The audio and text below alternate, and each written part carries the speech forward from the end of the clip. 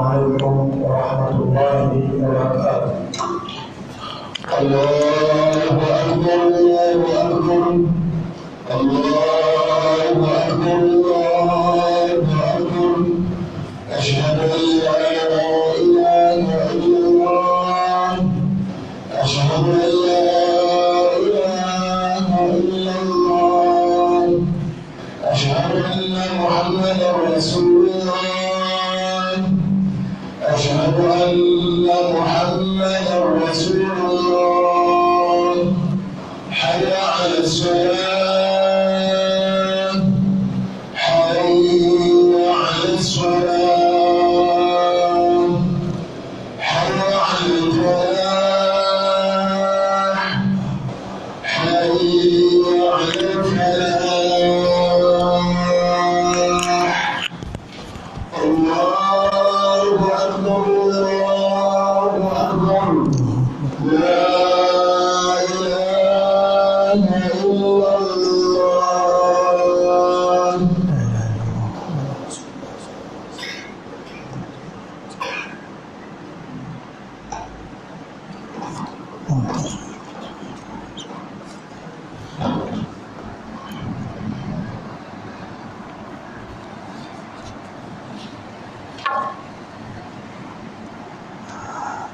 الحمد لله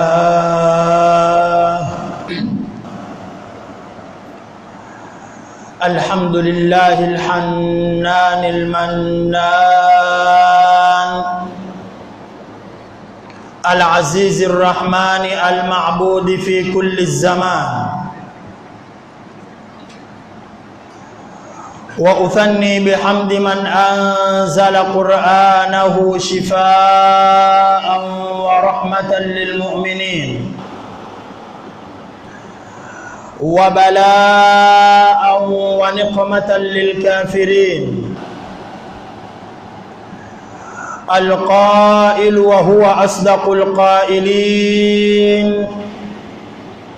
وما خلقت الجن والإنس إلا ليعبدون.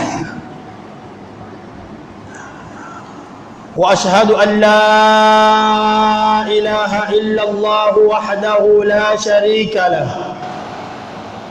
شهادة تبلغ من رضوانه الأمل. وأشهد أن سيدنا محمدًا عبده ورسوله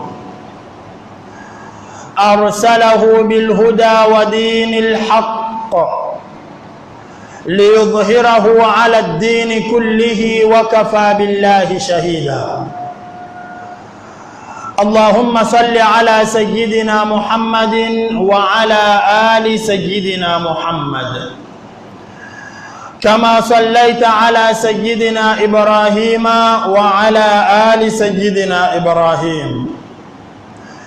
وبارك على سيدنا محمد وعلى آل سيدنا محمد كما باركت على سيدنا إبراهيم وعلى آل سيدنا إبراهيم في العالمين إنك حميد مجيد. أما بعد، فأوصيكم عباد الله وأوصي نفسي بتقوى الله، فإن الله مع الذين اتقوا والذين هم محسنون. يقول الله تبارك وتعالى: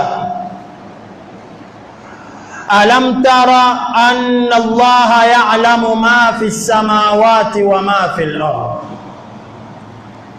ما يكون من نجوى ثلاثة إلا هو رابعهم ولا خمسة إلا هو سادسهم ولا أدنى من ذلك ولا أكثر إلا هو معهم أينما كانوا ثم ينبئهم بما عملوا يوم القيامة إن الله بكل شيء عليم.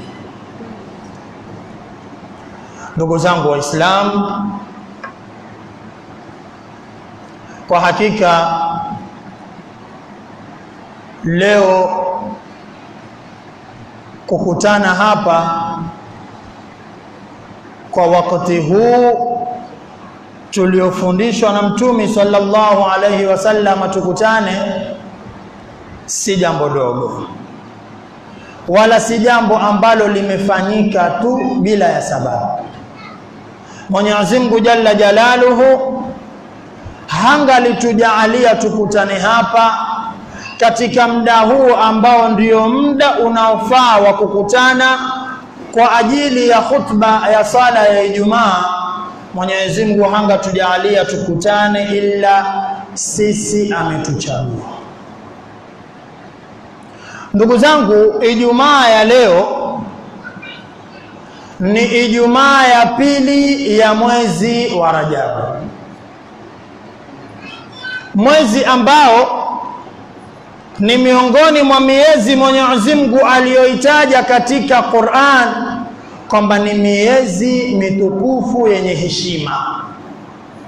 Mwenyezi Mungu katika suratu Tauba ametuelezea akituambia, inna iddatash shuhuri inda Allahi 12 shahra, idadi ya miezi kwa Mwenyezi Mungu Jalla Jalaluhu, miezi inayotimiza mwaka ni miezi 12. Miezi hii 12 si Januari mpaka Disemba, ni miezi 12 ya Muharram mpaka Dhulhijja. Mwenyezi Mungu Jalla Jalaluhu atuambia katika miezi hii 12 kuna miezi minne mitukufu. Miezi hiyo minne mitukufu Mungu asema, fala tadhlimu fihinna anfusakum, musijidhulumu nafsi zenu. Yani musifanye mabaya, musifanye maovu, zidisheni kutenda mema katika miezi minne hiyo. Miezi hii minne, mitatu ni miezi ya kufuatana, Dhulqa'da, Dhulhijja na Muharram. Hii mitatu hufuatana. Ama mmoja Mwenyezi Mungu ameuweka kando na watu wengi hujisahau katika huu mmoja ambao ni huu mwezi wa Rajabu. Huu mwezi wa Rajabu ni katika jumla ya miezi mitukufu ambayo Mwenyezi Mungu ametukataza tusizidhulumu nafsi zetu ndani ya miezi hii minne mitukufu. Ndugu zangu, sisi katika khutba yetu ya leo fupi ya Ijumaa tunataka tuangalie ni namna gani tutaweza kufaulu katika mwezi huu wa Rajabu mpaka uishe bila ya sisi kumuasi na kumkosea Mwenyezi Mungu. Namna gani tutafaulu katika mwezi huu wa Rajabu mpaka umalizike bila ya sisi kumkasirisha Mola wetu Jalla Jalaluhu. Katika mambo ambayo wanazuoni wametufundisha kwamba haya ukishikana nayo utaweza kuokoka, si Rajabu tu, hata mwezi mwingine ukishikana nayo utaokoka. Yatakufanya wewe muda mwingi uwe karibu na Mungu, muda mchache ndio uwe pamoja na viumbe. Yatakufanya wewe muda mwingi umuabudu Mwenyezi Mungu na muda wako mchache ndio uutumie kwa mambo mengine. Wanasema jambo litakalokuwezesha wewe kufaulu Rajabu na miezi mingineo, wanasema ni istisharu ma'iyyatillah. Ni mtu kila wakati awe yuwawaza, yuwakumbuka, apitisha katika moyo wake na ubongo wake kwamba Mwenyezi Mungu Jalla Jalaluhu yuko pamoja na mimi. Mwenyezi Mungu yuko pamoja na mimi. Hichi kitendo cha mtu kukiri, kukubali, kuwaza, kujenga katika mawazo yake kila wakati Mwenyezi Mungu yuko pamoja na mimi, kitamletea uoga, kitamletea hofu ya kumwogopa Mwenyezi Mungu, kitamletea hofu hofu ya kuogopa asimkosee Mwenyezi Mungu ambaye yuko pamoja na yeye, ndio pale mtu hatakuwa tayari kuchukua mali ya mtu. Sisi twaswali misikitini, lakini huwa tunajua bahati mbaya pochi ikikuangukia huioni, bahati mbaya simu ikikuangukia huioni, na ni ndani ya masjid.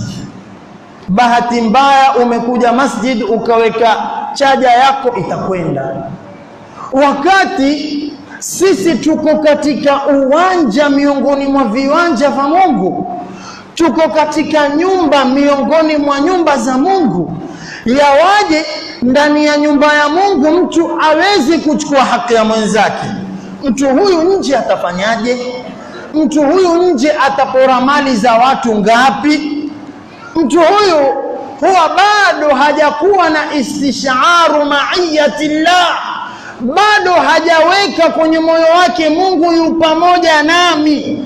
Lau angelikuwa ameweka hilo, asingelisubutu kabisa kuchukua haki ya mwenzake. Angelikuwa na babaiko, angelikuwa na hofu, angelikuwa na uoga, mimi nisichukue kisha baadaye likanipata la kunipata. Sasa wanazuoni wanasema unapokuwa na hii jambo la istisharu maiyatillah, kila wakati wakiri Mungu yuko pamoja na wewe, wakumbuka Mungu yuko pamoja na mimi, wewe hauasi, wewe haudhulumu, wewe hausengenyi, wewe hausemi urongo, wewe hauibi, wewe humkosei Mungu kwa sampuli yoyote ile, kwa sababu wewe mawazo yako yanakubali kwamba Mwenyezi Mungu Jalla Jalaluhu yuko pamoja na wewe kila wakati. Na ndio hapo utapata faida. Faida yenyewe ni ile hadithi ya Mtume sallallahu alayhi wa alihi wasallama, ambayo ni hadithun qudsi. Mwenyezi Mungu asema kwa ulimi wa Mtume sallallahu alayhi wasallama kwamba yeye Mwenyezi Mungu hawezi kumkusanyia mja wake hofu mbili, wala kumkusanyia mja wake amani mbili. Mwenyezi Mungu hawezi. Yani Mungu akukusanyie hofu mbili, duniani uwe na hofu, kiyama uwe na hofu, au amani mbili, duniani uwe na amani na kiyama uwe na amani. Mtume asema, Mwenyezi Mungu asema hilo hamfanyii mja wake. Ukiwa na hofu ya kumuogopa Mungu hapa duniani, siku ya kiyama utapata amani, utaingia janna. Ukiwa na amani hapa ulimwenguni, huogopi Mungu, duniani wewe wafanya utakalo, waona amani, raha, siku ya kiyama ndio utakwenda kumuogopa Mwenyezi Mungu vizuri. Mtume asema hupewi mawili bana, hofu mbili duniani la, ukimuogopa Mungu hapa amani kesho, na wala hupewi amani mbili duniani wewe na amani na akhera amani la, ukiwa na amani hapa utamuogopa Mungu kesho. Sasa angalia wewe, wataka umuogope Mungu hapa uwe na amani siku ya kiyama, ama wataka uwe na amani leo uende ukatishwe siku ya kiyama? Utaangalia wewe. Na mwenye akili atasema ni bora ni muogope Mungu leo, siku ya kiyama nende nikaipate amani na niende nikapate kuingia katika pepo ya Mwenyezi Mungu. Utaweza vipi kumuogopa Mungu? Utaweza kwa namna gani? Kwa kukubali kwamba Mwenyezi Mungu yuko pamoja na wewe kila wakati.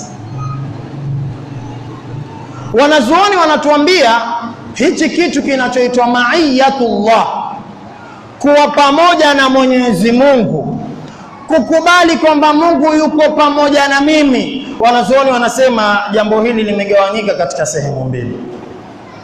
Kwanza, kuna kitu chaitwa maiyatun amma, Mwenyezi Mungu kuwa pamoja na wewe kiujumla, Mwenyezi Mungu kuwa pamoja na wewe kama alivyo pamoja na mtu mwingine, Mwenyezi Mungu kuwa pamoja na wewe kama alivyo pamoja na asiyemwamini. Yani kama ambavyo Mungu yuko pamoja nawe, hata yule ambaye hajaamini Mungu pia Mungu yuko pamoja naye.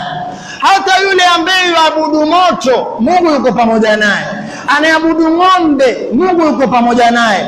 Anayeabudu jua, Mungu yuko pamoja naye. Wanazuoni wanasema hii ni al-maiyatul amma. ambapo hii almaiyatul amma ndio ile Mwenyezi Mungu aliyoitaja katika suratul Mujadila.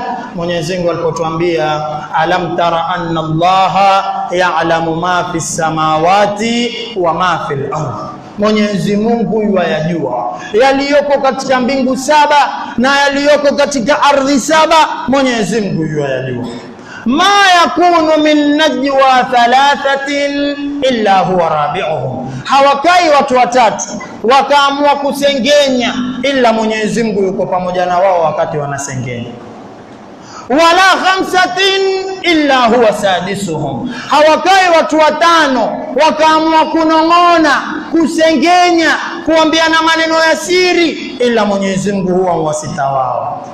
Mungu asema wala adna min dhalik, chini ya hapo watu wawili, wala akthara, na zaidi ya hapo watu 7 8, illa huwa ma'ahum aina ma kanu, Mwenyezi Mungu yuko pamoja nao. Kwa hiyo kaeni kidogo, kaeni wengi, ambianeni mnayotaka kwa sauti, ambianeni kwa siri, Mwenyezi Mungu yuko pamoja na nyinyi. Thumma yunabbi'uhum bima amilu yawm alqiyama, siku ya kiyama Mwenyezi Mungu atakwenda waeleza mliyofanya pale,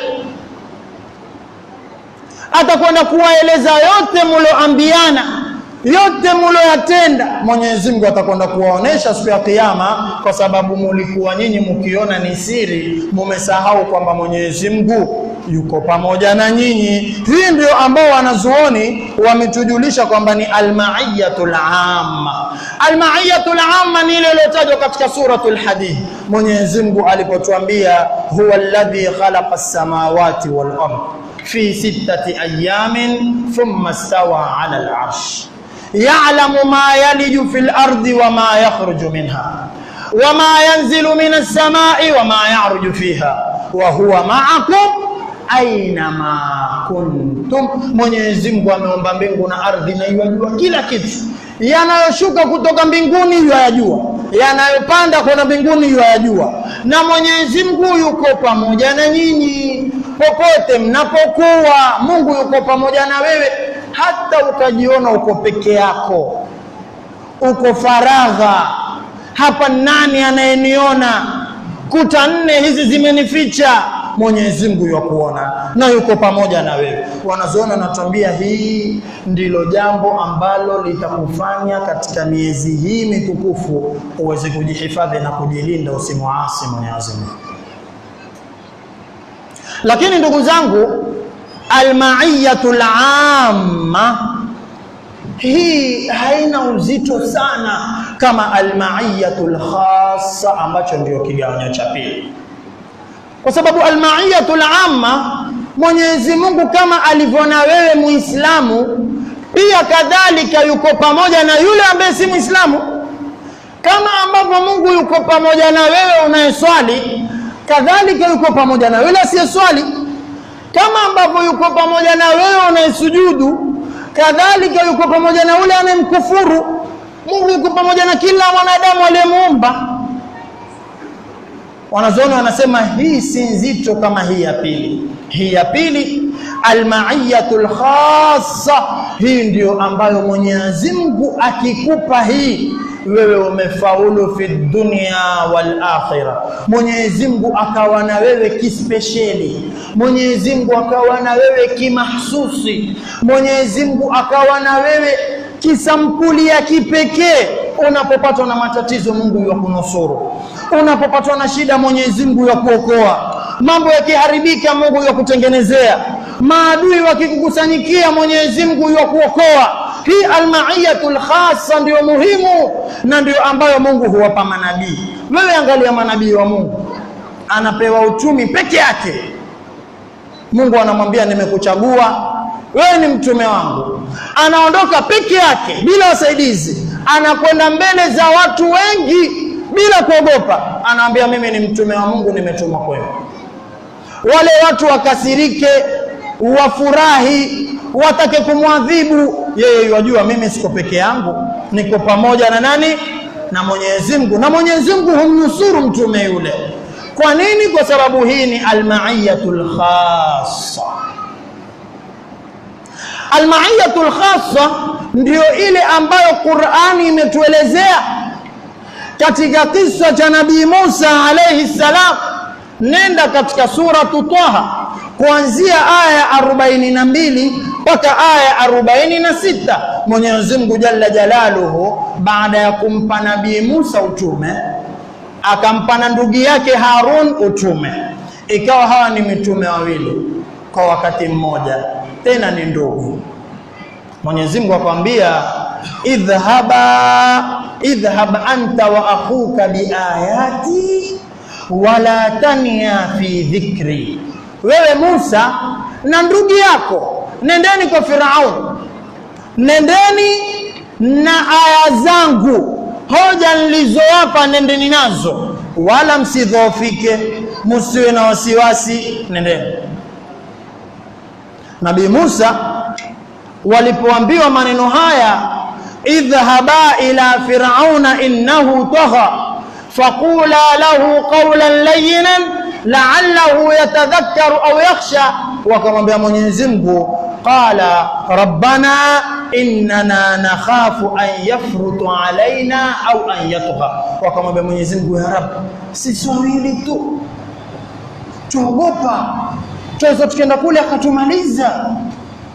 Musa na Harun wameambiwa nendeni, wakamwambia Mwenyezi Mungu, ya Rabbi, tuogopa Firauni anaweza kutuua sisi. Mwenyezi Mungu akawajibu jibu zuri linalojulisha wewe ukiwa pamoja na Mungu tatizo lako liko wapi?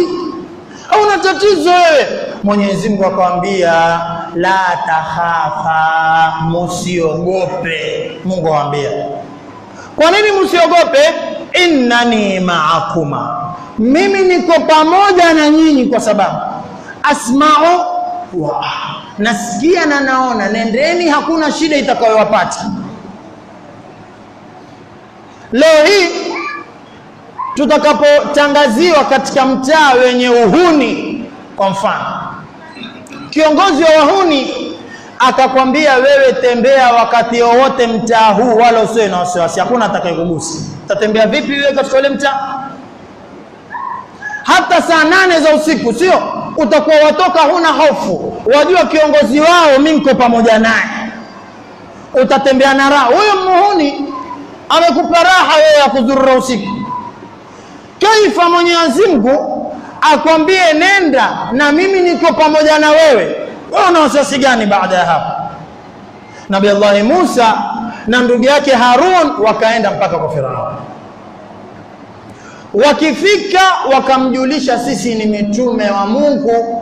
Firaun akamwambia, nipeni dalili. Mitume wa Mungu wana dalili. Musa akaiangusha fimbo yake. Alipoiangusha ikageuka joka kubwa.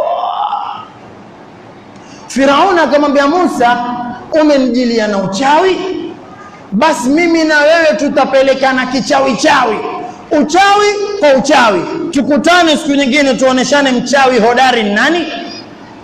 Firauni akakusanya wachawi wake, wakaja pale, tunataka tumuoneshe Musa kwamba huko ulikokwenda wewe kwenye uchawi, sisi hao ndo walimu zao.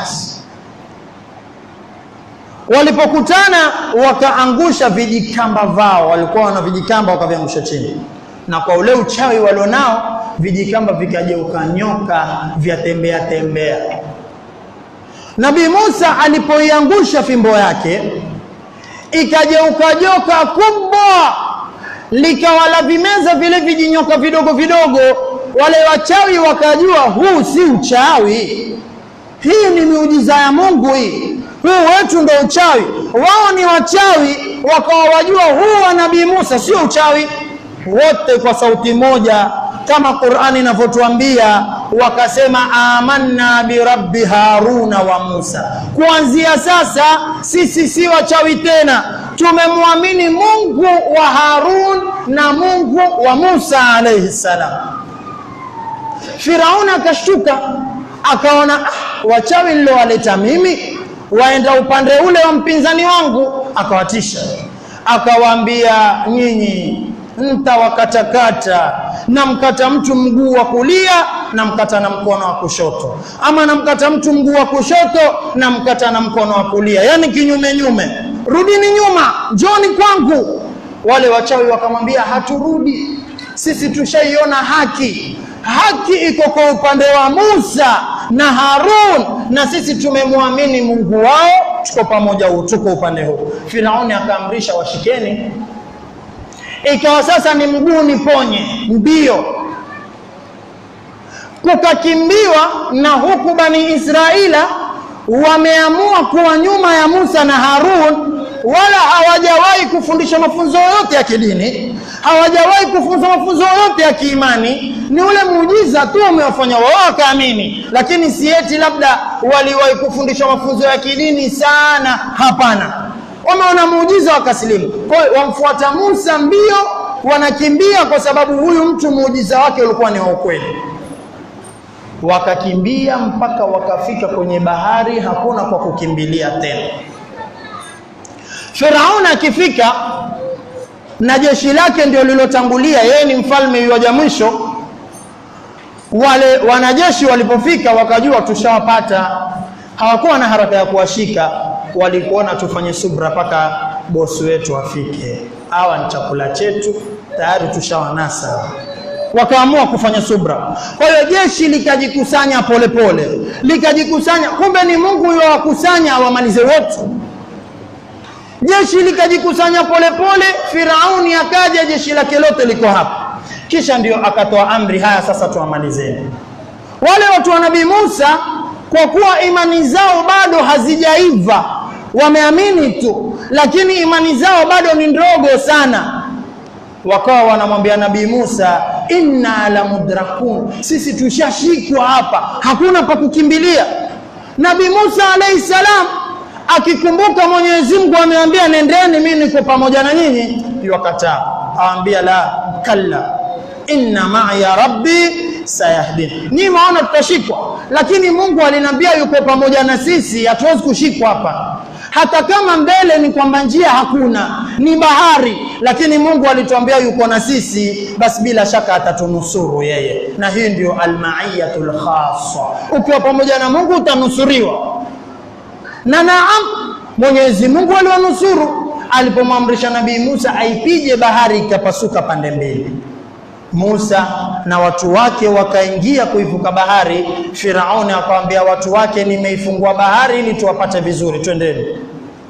Walipoingia ndani ya bahari, Mwenyezi Mungu akawatoa Musa, Firauni na jeshi lake lote likaangamia ndani ya maji. Hii imetoka wapi imani ya Nabii Musa alayhisalam? Mpaka amefika mahali njia hakuna, lakini yuona njia hapa iko tu, kwa sababu yajua mimi niko pamoja na nani? Na Mwenyezi Mungu Subhanahu wa Ta'ala. Ndio wale watu walioshikana na Mungu, wewe angalie kazi zao ndogo, mshahara wao kidogo, lakini hawana hofu ya maisha. Wanajua tutaishi, sisi tuko pamoja na Mungu. Wale ambao ndio matajiri, ndio wenye mabilioni ya mapesa, wao ndio utakaosikia wameiba, kwa sababu wana hofu ya maisha. Hawaamini kwamba wako pamoja na Mwenyezi Mungu Subhanahu wa Ta'ala. Wanacho na bado hawajatosheka, wanafikiria ni lini tutamkandamiza yule wa chini tupate hata chake pia kukichukua sisi. Toka kwa Nabii Musa, nenda kwa Mtume Muhammad sallallahu alayhi wa alihi wasallam. Mwangalie Mtume siku alipokuwa na Sayyiduna Abi Bakri kwenye pango. Sayyidina Bakar asema, siku ile tuko ndani ya pango mimi na Mtume, wale wanaotutafuta ili watuue walikuja. Mimi nikiangalia hivi naona miguu yao hii hapa juu, hapa, kwa sababu lile pango la kuenda chini, ukisimama ni uchungulie chini namna hii. Sasa kina Sayyidina Bakar wako chini wanaangalia wao juu, wamekuja mpaka hapo wamesimama, bado kuinamisha vichwa tu. Sayyidina Bakar asema, nikamwambia Mtume sallallahu alayhi wasallam, ya Rasulullah, law anna ahadahum nadhara ila qadamaihi la absarana. Mtu akiamua kujiangalia miguu atatuona, manake tuko hapa chini. Wako pale kwenye pango wanaliangalia na kustajabu, na Mtume na Bakar wako hapo ndani. Lakini Mwenyezi Mungu alituma njiwa, akenda pale akatega mayai pale pale, akamtuma ankabutu huyu spider, akenda pale naye akajenga nyumba yake muda ule ule. Walipofika pale wakawa hawaamini kwamba Muhammad anaweza kuingia hapa na huyu njiwa yuko hapa na huyu spider yuko hapa. Hao hapa ndani hawajaingia na wako hapo chini. Sayyidina Bakar alimwambia Mtume, mtu akijiangalia miguu atatuona. Mtume akamwambia Sayyidina Bakar, ma dhannuka bithnaini Allahu thalithuhuma. Wewe wadhania vipi? Waona tuko wawili peke yake hapa sisi? Sisi hatuko wawili, tuko pamoja na Mwenyezi Mungu. Akimaanisha nini Mtume? Akimaanisha hawatuoni. Hata usiwe na wasiwasi, hawatuoni kama, kwa sababu tuko pamoja na nani?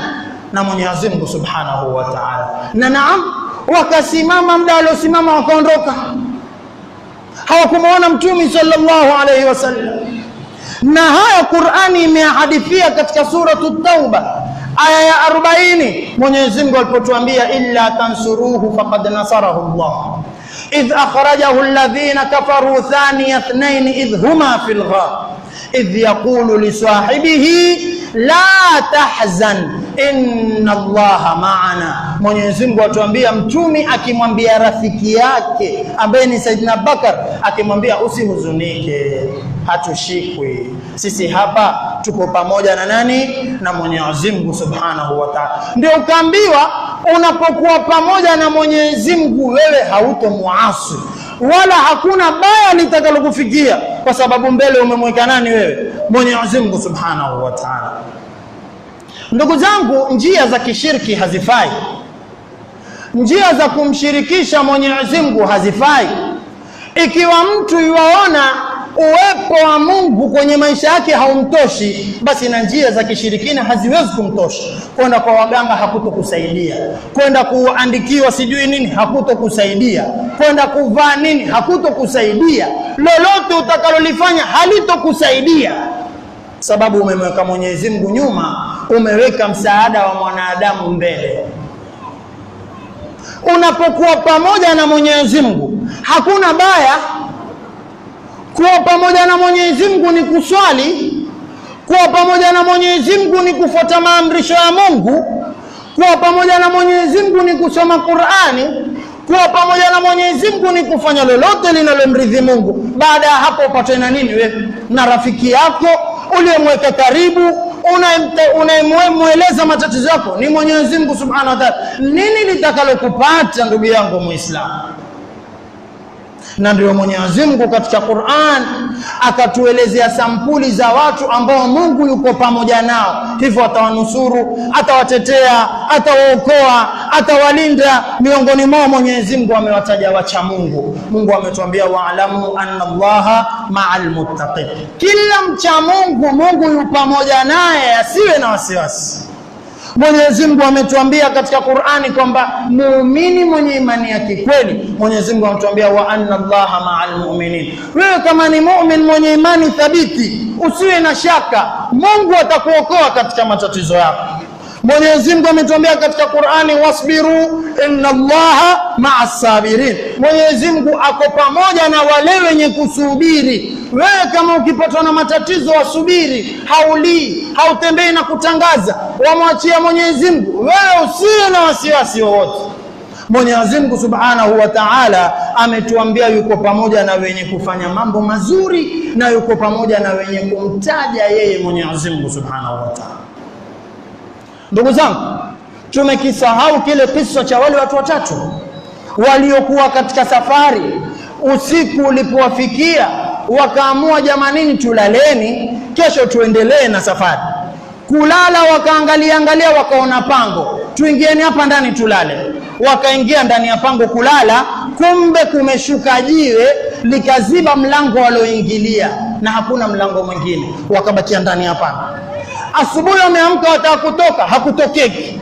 Jiwe kulisukuma, hawana uwezo wa kuliondoa watu watatu wale.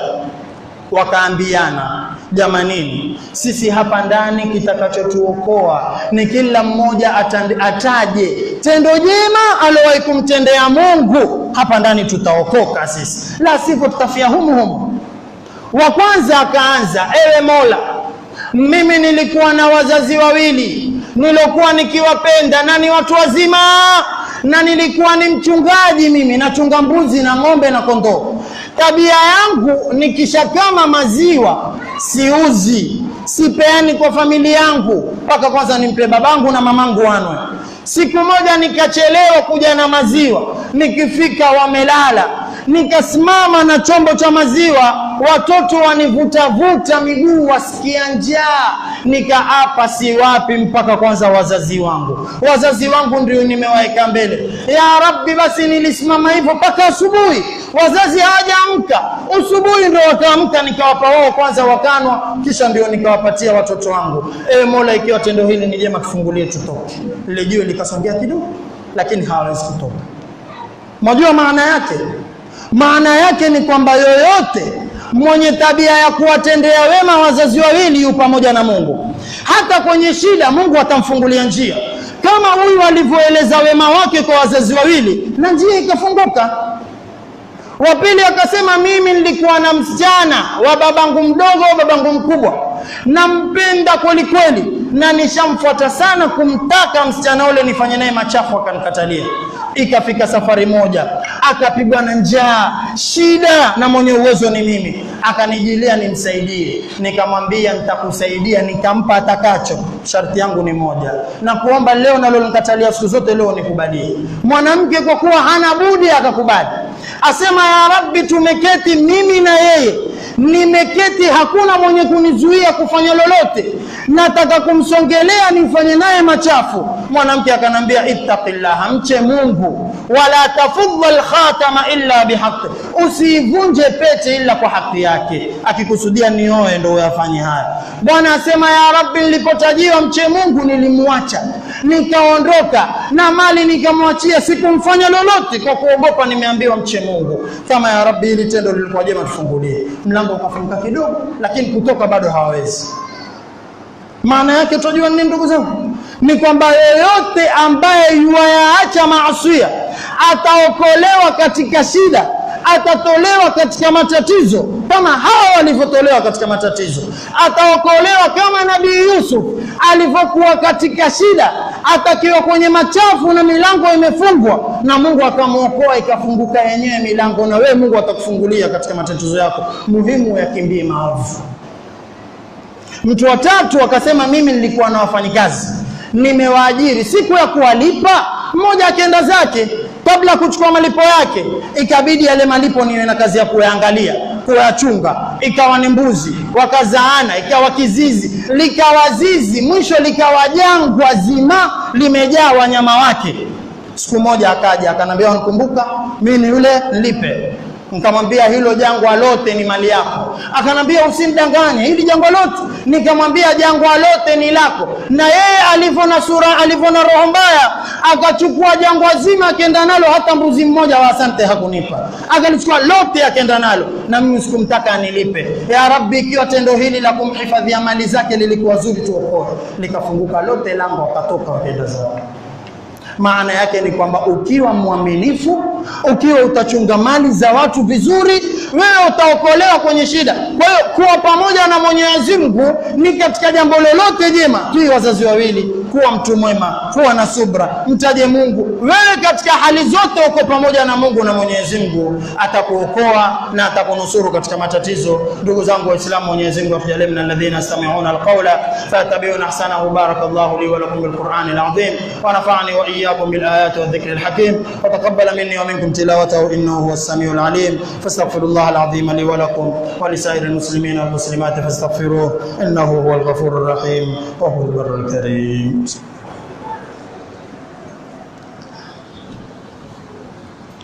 Alhamdulillah.